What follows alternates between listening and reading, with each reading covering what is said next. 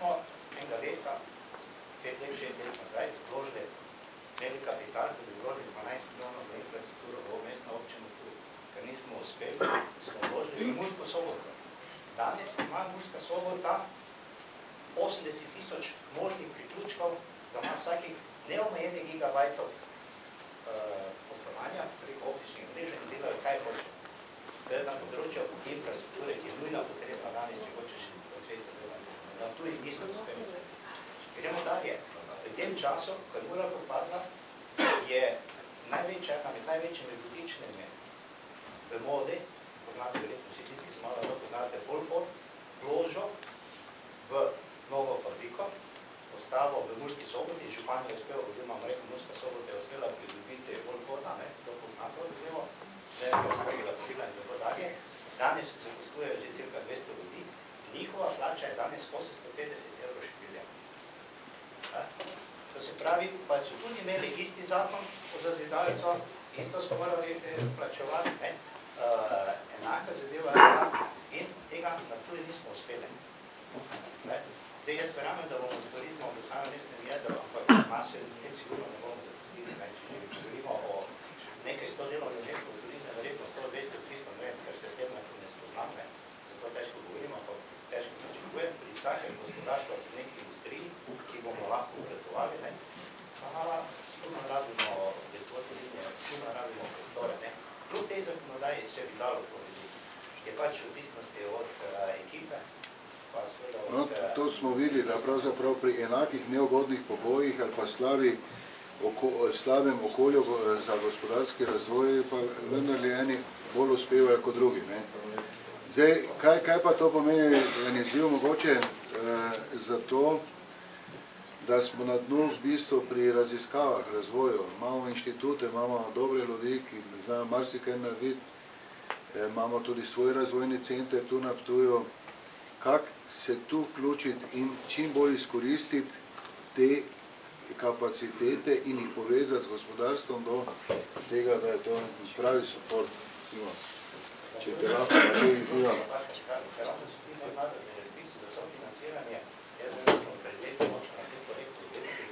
Bila je neka želja, ampak ne, smo se premalo potrudili, zakaj stavimo prošli park, ki bi dal kumulator restaurant, tako da ima Celje, kot da ima Dolžane, pa velikega stikega, ki ima teoretno, pa tudi do Pokole. No, Matej, imaš ti glede na stroko? Bom sicer se vezal to, pa se bom še navezal malo samo nazaj, na kaj bo prej rečeno. Ker se mi ni pomembno, da se izpostavljeno, da je tudi izpostavljeno. Makroekonomsko stanje države je takšno, kot je. Tega ne bomo spremenili, vemo, da so to limite znotraj govoritev, v katero moramo delovati. In bolj me je presenetilo, da se naveže na to stanje enega predstavnika, odgovornega osebe, enega večjih slovenskih podjetij, s katerih se pogovarjal pred 14 minut oziroma prejšnji teden, o možnih neko investicijo v Podravje, zdaj v naslednji schemi bi rekel. In rekel, gledaj, mi imamo en oddelek tam v Mariboru, 3-4 ljudje, ampak kaj pa ugotavljamo, da preprosto toliko pesimizma, kot je pri vas prisotnega, da ne opažamo nikjer. Vse, kar želimo reči, da kot firma, in to firma, ki je koncern na slovenskem nivoju, ugotavljamo, da se reče, da se ne da. Ugotavljamo, da se reče, da to ni mogoče in da je brez veze. Rekel, jaz ne vem, kaj je z vami narobe, tudi nismo oddaljeni od Ljubljane 150 km, ampak se trudimo in živimo znotraj tistih kotlin, živimo in delamo. Vsi smo omejeni, vsi smo zaradi Ljubljane, smo vsi hendikapirani, tisti, ki delajo dolci z Ljubljano, to čutijo, da se da. Ljubljana ne ve, kaj se dogaja tukaj, Ljubljana ne ve, kaj se dogaja v Murski Soboti. In jih tudi ne zanima, če smo pošteni. Samo borijo se vsi do konca in se ne prepustijo. Bi rekel čisto preprosto, ne prepustijo tako dogodkov, da se bo pravzaprav samo usmerijo. To bi se navezal samo na to, kar je bilo prej rečeno. Vemo, da države, verjetno sami Ptuj in okolice ne bom mogel spremeniti, pa celotne zakonodaje, lahko se pa začne tem delati. In ena hiba, ki jo sigurno imamo, je ta razklopljenost občin, polobčin, oziroma občin, ki ne vem, zakaj se imenujejo občine, tukaj pravzaprav nima nobene moči. In se pravi, da smo se nesposobni, točno tako, ampak nesposobni smo se dogovoriti. Mi smo se preprosti nesposobni enotno dogovoriti za kakršnokoli zgodbo, investicijo, karkoli bi se stikalo celega Podravja. To je ena izmed nalog, ključnih nalog, katerega bolj župana bo, da se to uredi. Druga stvar, mislim, da se res temu posveti čim več, bi rekel, aktivnosti, čim več truda, da se bi dalo to dogovoriti. Verjamem pa, da je to busy mission impossible. Ampak s takšnim naprej izmere, da ne bo nič šlo, ne bomo nikamor prišli. Druga stvar, ko se ugotavljamo, tuji kapital, velika podjetja, ki se zdaj ukvarjajo, imajo izredno malo dodane vrednosti. No, tudi jaz osebno ne verjamem, da so iz teh malih ali pa srednjih podjetij nastalo veliko podjetij, ker velika podjetja vse v Sloveniji pri postavi zviši so rasta kar nekaj let. Se pravi, tuji kapital dobiti kar takole, po takšnem pogoju bo bolj malo verjetno, bolj se mi zdi, da ta ideja, ki je bila že tudi večkrat podana, čim prej zaznati, bi rekel, vohlače, vohune, mi je vseeno, kako jih imenujemo.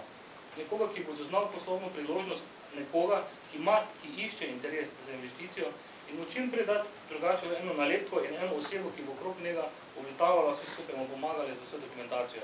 Ravno to je bil tudi drug primer iz Gornje Radgone, pa ne tisti iz Piva, tudi enega slovenskega podjetja, ki je želelo v Radgone investicijo, ne vem, v kakrem znesku, investirati, spravi, dejansko ni bilo mogoče, z strani ministrstva niso prišli pogledati nobene lokacije, ničesar, po drugi strani, če 14 dni je že prišel predstavnik iz Avstrije, v Ljubljano se pripeljal in naredil dokumentacijo, pripravil dokumentacijo. To je, mislim, da je en izmed tistih nujnih pogojev, ki se tiče, da bi morala občinska uprava narediti ekipo, ki bo imela kompetentne ljudi, ki bodo preprosto na koncu, če se pogovarjamo tudi o nagradah, nagrajeni. Za uspešne pripeljane investicije, za uspešno pripeljane, karkoli bo uspešnega za to polje. In ne se vedno skriva, da se na javnih zavodih to ne da. Da se.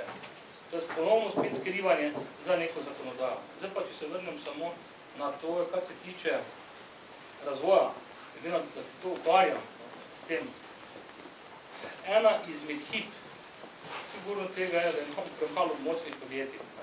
Trenutno večino podjetij, ki so pripravljena sploh kaj investirati v okolje, in žal tukaj v tem okolju se spopadajo s svojimi lastnimi problemi.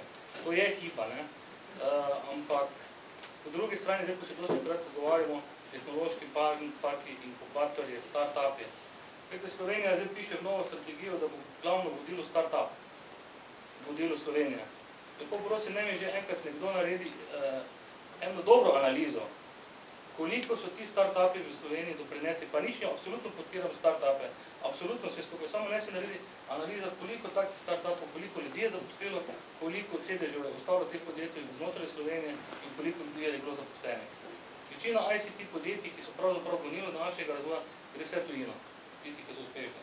Se pravi, iščejo tuji kapital, iščejo tuji investitore in takrat, ko prije tuji kapital zraven, ne bo rekel, vi pa lepo na sredi tuje postavite firmo, pa za 100 zaposleni zaposlite.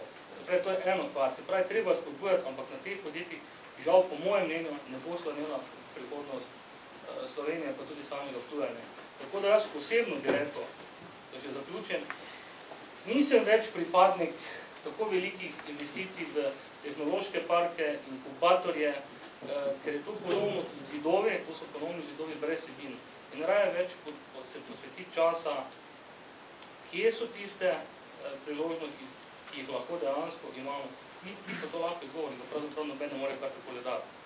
Bolj se želim izpostaviti, raje razmisliti o inovativnih schemah, o novih poslovnih modelih, znotraj turizma, znotraj gospodarstva, o prodaji novih izdelkov, pa predvsem eno stvar, kar je tudi bilo omenjeno, ne več, ker bomo prosim gledati samo Slovenije, pa te okolice Hrvaške, pa ne večje izvoznike, imamo vsi so izvozniki, ki izvajajo na Hrvaško, pa Srbijo, pa vse skupaj. Zelo malo pa imamo takih, ki so postavili si cilj izven Evrope, ne samo Evropo kot tuji trgi. Ja, vsekakor. In če osko gledamo, pol je Avstrijec za nas tujec, če pa se gledamo evropsko, pa smo vsi skupaj v Evropi. In ko bomo začeli tako razmišljati, pol bomo tudi drugače na to gledali. No, načel si tudi eno temo, ki je zelo zanimiva, inovacije, inovativnost te stvari. Kakšne spodbude dajemo, kakšne možnosti damo tem inovatorjem, ki bi želeli nekaj narediti. Pojavljajo se problemi, da ima ljudje ogromno idej. V Sloveniji imamo idej oziroma tudi inovacij. Inovacija je takrat, ko je že nadaš na trg, pa dobi neko vrednost. Ne glede na patent, da se razumemo. Zelo dosti. In smo na samem vrhu v Evropske unije, Slovenci. Ampak pri implementaciji teh inovacij, se pravi pri pri implementaciji v gospodarstvu ali kjerkoli bi bile lahko zaživele, pa smo na zadnjem mestu. Ne? In tu je problem, ker sistem ne pomaga tem ljudem. Prvič, ni dobenih kreditov za take inovatorje, sploh ne morejo začetnika kapitala ne dobijo. Stroške imajo za samimi patenti, s tem onim. Enostavno nimajo tudi birojev pravih, razen patentnih, ampak ne pa takih, da bi jim ocenevali in jim postavili lahko tako inovacijo na trg, ki bi jim lahko pomagali in pri tem seveda zastala neka industrija vzadej in pa povezava z industrijo. Tu smo mi poskušali, tudi menedžer kluba, ampak ni nekega pravega odziva, in to so eni zelo ključne točke nekega razvoja, zelo pomembne, ki jih zunaj cenijo. Jaz bi se mogoče dotaknil malo inkubatorov, ki jih je Matej omenil. Jaz sem tudi proti takšnim tehnološkim inkubatorom, kot je recimo tehnološki park Celje, ker vemo, da ne deluje. Tam se je res vložilo v zgradbe. Drugače pa je zdaj trenutna situacija za tiste, ki začenjajo s podjetništvom, zelo podobna, kot je bila takrat, ko sem jaz začel s podjetništvom. Bančni krč je bil tudi takrat nisi imel trga. In vse, kar je takrat podjetnik rabil, seveda občina ne more generirati idej podjetnikov, to mora biti od podjetnikov. Ampak na kak način lahko pomaga. Podjetnik rabi prostor, to je pisarna, lahko to skupna pisarna, lahko je več noter. Rabi ogrevanje, da ima male stroške, rabi internetno mrežo, rabi pravno pomoč in rabi računovodsko pomoč. To je to. Samo to rabi podjetnik. To je zelo enostavno. Rabi en prostor, ki jih je polno. Nobenih visokotehnoloških, ne vem, nanocentrov, zdaj trenutno ne moramo razviti, ker podjetje, ki bi to potem uporabljala, ni. Ampak to so osnovni pogoji, s katerimi bi pomagali podjetnikom, da bi sploh lahko generirali svoje delo. Želi še kdo beseda? Vsaki tam malo gremo. Pozdravljam, sem Klemen. Se mi zdi, da mislim, da tukaj kar najmlajši, kako zdaj gledam, te stvari, kaj je trenutno Miran govoril, ker pač sam se tudi že nekaj časa gibljem pač po podjetništvu. To je res, Sam želim uspeti v podjetništvu in na Ptuju, nažalost, nimam pogojev, da bi lahko uspel. Mogoče ste slišali, se v tem letu ustvaril podjetniški inkubator na Ptuju. Se je ustvaril, ampak čisto na pačnem pomenu. Pač za sodelovanjem z Bistro šolskim centrom se je ustvaril ta podjetniški inkubator, kjer bi kao, nam nudil neko pomoč. Nudi nam, trenutno je bilo, čez celo leto so bile, mislim, 3 ali 4 predavanja. Meni osebno kot nekemu mlademu, novemu človeku, ki bom začel s podjetništvom, to ne koristi. Res, jaz pač potrebujem, tako kot rekel Miran, prostor, dobro internetno povezavo, da lahko delam pravno pomoč, računovodske storitve, to je to, kaj jaz trenutno rabim. Jaz mislim, da tu je ena izmed kratkoročnih ciljev, ki bi, mislim, da se jih mogli vsi zadati v mestni občini, da probamo ugoditi te pač, ko bi rekel, pogoje mladim, ker tu se potem začnejo tudi delovna mesta ustvarjati. Mi težko bomo neko težko industrijo prevlekli sem na tuj.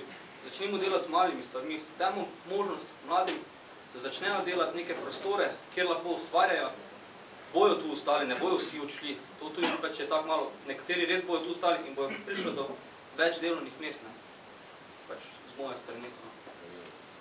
Pravilno, Mogoče, če dovolite, mogoče vam bo malo smešno, da sem gledal 25 let nazaj in bom imel enega človeka, ki je takrat, ne vem, sem še takrat bil premladi, ampak mislim, da je bila podobna situacija, kot zdaj, ko ste rekli, bančni teč, kriza gospodarstva, tudi da se tudi takrat čutila. In takrat en človek, dr. Žižek, vsi ga poznate, rekel, da je rešitev ptujskega tako rečem, območja v robotiki. Imeli smo Kiko Mehnič, imeli smo Iskro, Telto, elektroniko, imeli smo, oziroma imamo TGA takrat še, Alumine. So neki segmenti, ki so pomembni za robotiko takrat, ampak nišče ni hotel takrat poslušati. Zdaj mogoče je čas, da malo dobimo zadev, kaj je on hotel s tem povedati? On je hotel povedati, da se trebajo poslovni subjekti med sabo to razvijati. Ja, da še omenem v Agisu, v Radialnem in tako naprej, to so bili visokotehnološke firme, ki so takrat, kljub temu, da so industrijanski trg takrat zgubili, toliko delati. Mogoče bi bilo treba razmišljati res v tej smeri, podjetniki, da se med sabo malo bolj povežete, se pravi, pravite, ne, eden vse ve. En je na svojem področju, recimo, Pečiš Vendar, kar se tiče interneta oziroma računalništva, drugi je mogoče v robotiki in mogoče v tej smeri iskati nekaj rešitev. No, to je ena zadeva, ne. Se pravi, na Ptuju manjka nekih koordinatorjev, ne. Koordinatorji manjkajo na področju gospodarstva, koordinatorji manjkajo na področju turizma, koordinatorji manjkajo na področju kulture. Zato, ker če vzajemo 5 podjetnikov, kjer bo zdaj prevzel inicijativo, da bo to začel povezovati, ne. Veste, da slovenski podzavest je že, zdaj bi on nas povezal. Če pa bi bil en koordinator od zunaj, ne, potem bi to verjetno izgledalo drugače, ne. Zdaj tudi koordinator, ki povezuje zadeva ravno župan, ne. Pravzaprav, mogoče je bilo celo prvi človek, ki bi mogel to delati. Sigurno, pa župan mora imeti na mestni občini, tu je zaposleni dovolj kvalitetni ljudi, ki bi lahko to delali, samo nekdo mora to naročiti, ne. Župan si lahko ustvari taki tim, da nekoga zadolži za to. Lahko je tudi podžupan za gospodarstvo, kar bi bilo najbolj logično. Vedeti mora nekaj o gospodarstvu. Ja, gospodarstvenik mora biti. Brigita se je, dobro smo. Tu se zdaj poskušam enakovrediti. Mislim, mogoče želim vseeno vrniti na tiste temelje. Mi vemo, da zdravi temelji so zelo pomembni, ampak od župana nekako, glede na to, da sem se v zadnje pol leta ukvarjala z lokalno skupnostjo, pričakujem, da se v občini natančno izdela katalog možnih gradbenih industrijskih con. Mi vemo, da je v Ptuju dejansko so te cone razpršene, neobvladovane, občina ima eno strategijo, lastniki so drugi in tako dalje. Sam koncept razvoja občine mora temeljiti na jasnih pozicijah, kje je dovoljena mirna obrt, kje je dovoljena prava industrija. Glejte, ljudje, ki želijo investirati, takoj naletijo na lokalno skupnost, ker lokalna skupnost nima jasno definiranih območij, kaj je kje primerno, kam bo občina razvijala neko primestno četrt, ali bo to spalno naselje, ali bo to trgovski center, ali karkoli. In to je tisto primarno zdravo jedro, ki ga moramo z nekim katalogom dejansko zastaviti in potem se strategije delajo naprej. In dejansko to, kar se pogovarjamo o infrastrukturi, to je svetu čisti standard. Dokler ni infrastruktura na industrijsko cono pripeljana, se industrija ne razvija. Samo pogledajte, kako gradimo v Ptujski občini. V Ptujski občini gradimo samo toliko, koliko nam omogočajo evropska sredstva. Vse ostalo nimamo nič, nobenega koncepta, kako bomo sekundarne vode oblikovali. To je samo glavni vod, ki ga pripeljemo in financiramo z evropskim denarjem. To je vizija, ki jo mora občina prvo postaviti. Katalog obrti, katalog industrije, katalog trgovskih centrov, ker brez zdravih temeljev vi ne boste dobili niti nikogar not, ker bo prvo naletel na civilne iniciative, ki se mu bojo postavile nasproti in bo ves postopek, kljub temu, da se mogoče lahko izpelje, na nivoju države ni vse povsod problem država. Je še kaj druga v sistemu, ne more začeti. Sam postopek je zelo transparenten in zahteven in dejansko je to tisto osnova, kar moramo narediti v Ptujski občini. Drugo, kar se pogovarjamo o razvojno-raziskovalnih centrih, jaz delam v večjem podjetju in sem od že 15 let v razvojno-raziskovalni skupini, nekaj časa sem tudi vodila to skupino. Jaz mislim, da je premalo, dejansko si fakultete ali pa raziskovalni centri želijo samo podjetja kot nek support, ker ga rabijo v trikotniku. Vprašanje pa je, koliko so te raziskave, razvoj aplikativne za industrijo. Dejansko tukaj moramo najti tisto pravo pot, da je potem to uporabno za industrijo, za obrtnika in tako dalje, ne da so sami razvojni projekti za to, da se potegnejo neka sredstva in tako dalje, sami sebi namene. Gledajte, delam v praksi in vem, kaj je bilo. Govorili smo o povezovanju, delala sem v projektu grozdenja za celo spodnjo Podravje. Gledajte, kje je danes to? Vodili smo velike razgovore, eno, drugo, tretje. Projekti morajo biti na zdravih temeljih in za pravo vsebino. Ne samo, da se zaletavamo, uporabimo taka in drugačna sredstva, ker je zato v to vpeto toliko in toliko ljudi. To ni zastonj, to mi verjamete, da ni zastonj. In tu moramo zdrave temelje, vse posod so pomembni zdravi temelji. Ko so zdravi temelji postavljeni, se vse skoraj samo po sebi razvija. Ker če je pravi tim, zdravi temelji, se ve, kam mora iti, v katero smer, ne. Potem se pogovarjamo o zaposlovanju, no. Jaz delam gospodarstvo, pa moram reči, da se sprašujem, ali naše okolje šola prave ljudi. Jaz imam razpis 1 leto za strojnika s 5. stopnjo izobrazbe, ga ne dobim. Imam razpis za 3 kmetijske tehnike, ga ne dobim. Po šoli, po končani srednji šoli vprašam, kje je kader, ga ni. Vprašajmo vse, kaj šolamo.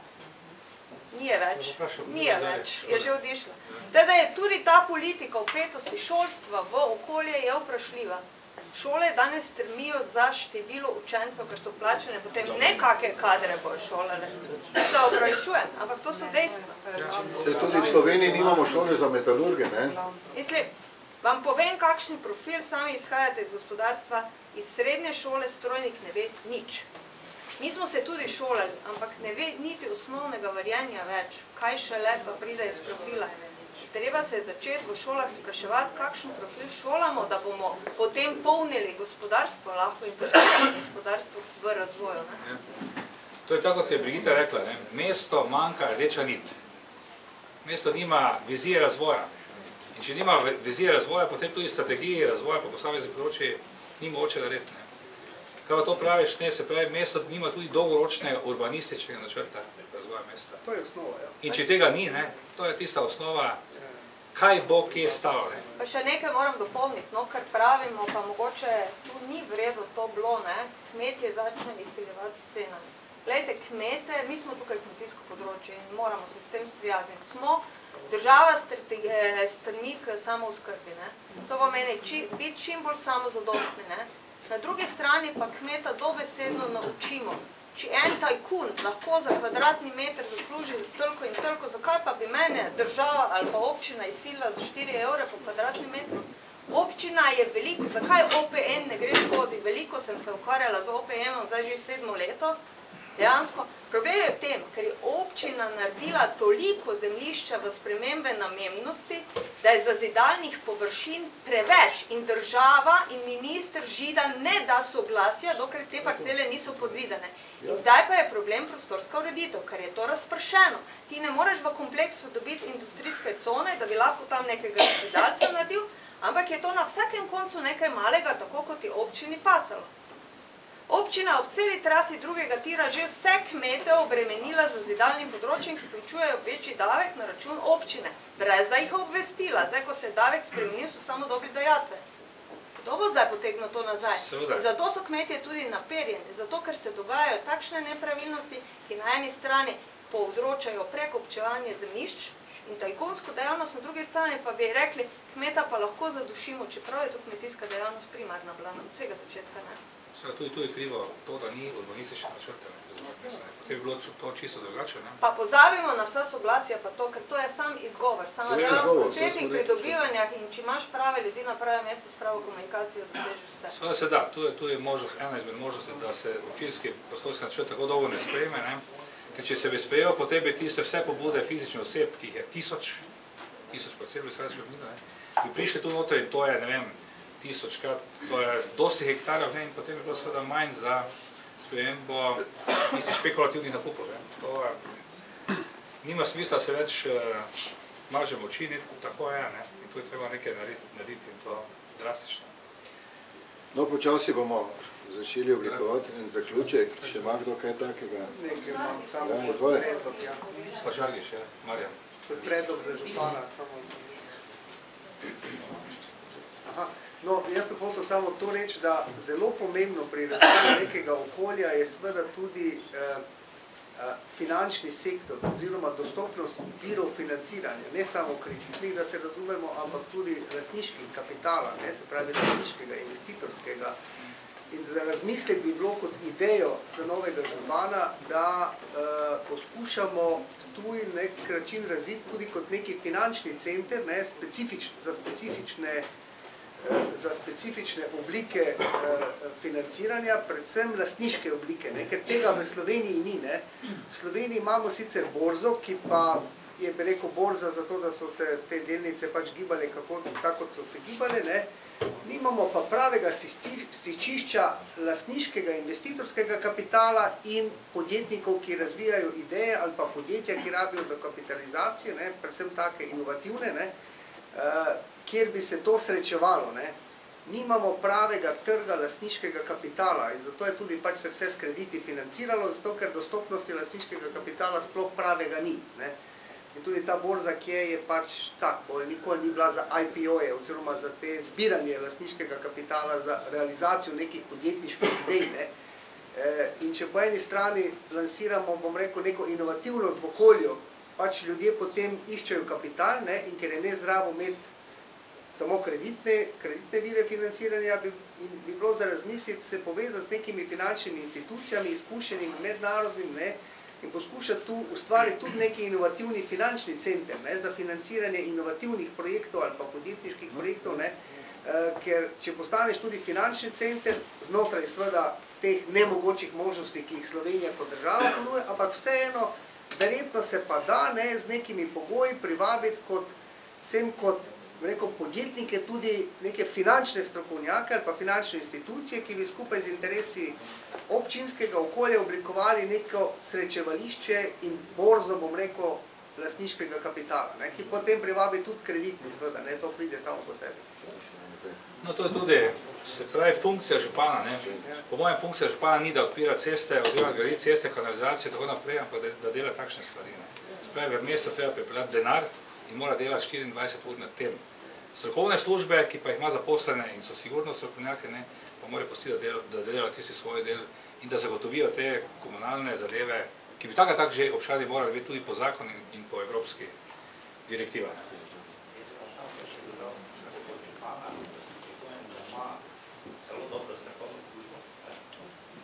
Zelo konkreten primer, kaj pomeni dobra strokovna služba. Župan mora zaupati, pa da zelo velika pooblastila strokovna služba. Namreč v Kopru smo prišli v mesecu decembru, predstavili projekt, v enem mesecu smo sprojektirali kompletno več kot 180 km, čez 300 km kanalizacije optičnega omrežja. 18. januarja smo podpisali, 14. februarja smo začeli graditi. Pa 10. december se je začel prvi razgovor. V Ptuju smo istočasno začeli se pogovarjati, 2 leti se nismo pogovarjali. Torej, jaz pričakujem strokovno službo, s katerim se pač ki se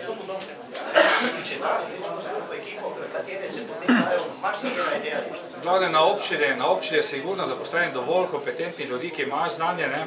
Ampak težava jaz vidim v tem, da nimajo pooblastil. Da se pač nekdo odloča na mesto njih, kar ni prav, ne? Ker preprosto nimaš toliko časa, da bi se spoznal odlično vsa področja in tam moraš zaupati ljudem, ki si Vse to se da relativno lahko rešiti. V županovih rokah je sistemizacija delovnih mest, plačni sistem, katerega sestavni del je delovna uspešnost in to, kaj je rekel kolega, sistem pooblastil. To se sistem pooblastil relativno lahko rešiti. Jaz bi se navezal naprej tisto točko o patentih in inovacijah. Jaz mislim, da je to točka v Sloveniji zelo slabo izkoriščena. Zelo slabo. Vam bom praktični primer povedati. Jaz sem lansko leto slučajno prišel skupaj z določenimi firmami One Man Band, ki so imeli 8 mednarodnih svetovnih patentov v Evropi in v Ameriki. In nikam se nič danes zdaj premaknil. To sem vse problemo skupaj. To smo naredili konzorcije, ki smo začeli delati. In rezultat tega je, da je moje podjetje, ki praktično ni imelo z ekologijo nobene veze, sedaj izdelalo in spušča pogon do 2. oktobra prvi stroj za mešanje mulja, ki je plod totalne tehnološke inovacije slovenske. Ideja patent. Mulj, ki je v Sloveniji, v svetu največji problem, mi praktično spravljamo ogradni material. Ideja, ki je fantastična. Mi smo videli to, meni se zdela zanimiva in sem šel zraven. Jaz sem bil sofinanciral, sem pomagal, pa razvojnike sem klopil, sem zaposlil 2 diplomirane inženirja, ki jih pravimo, da jih ni mogoče zaposliti, jih mogoče zaposliti, če imaš pametne projekte in vizijo. Mi imamo naslednjih 7 patentov, ki bom skupaj z doktorjem, ne doktor kemije,